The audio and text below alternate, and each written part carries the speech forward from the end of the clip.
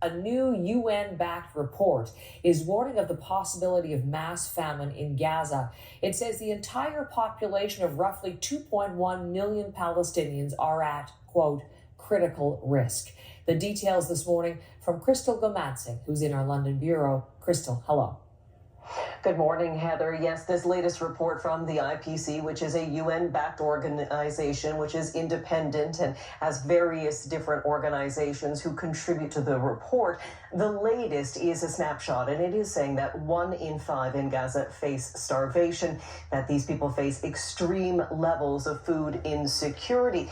And it notes that the temporary relief that was seen during the ceasefire, when hundreds of trucks with aid were able to cross the border, well, those gains have in fact been lost. And when they compare it to October 2024, they're saying that there is a major deterioration of the situation. Now, this latest report by the IPC doesn't come out of the blue. For several weeks now, we've been hearing from organizations, including the UN, which back on May 6th said that aid available for distribution in Gaza had been exhausted. We had also previously heard from the World Health Organization, the spokesperson Margaret Harris, also earlier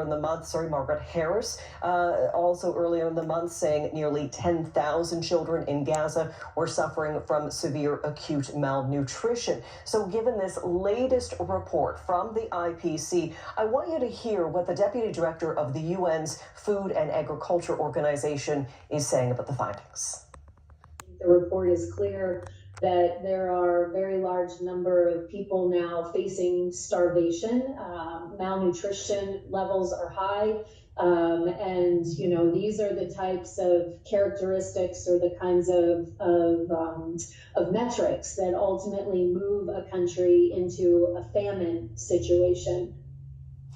Now, that warning of that famine situation likely to happen, of all-out famine, unless things change. When they talk about unless things changing, that goes back to Israel's blockade, which was set up on March 2nd. No aid of any kind has been permitted to cross into Gaza. Now, at the time, Israeli officials say they were doing that in order to put maximum pressure on Hamas to release all of the hostages and relinquish power in Gaza. The Israeli administration has been incredibly critical of anything coming out of the UN, and even claims of starvation or a lack of food in Gaza, although we should highlight that they have not commented specifically on this latest report, Heather.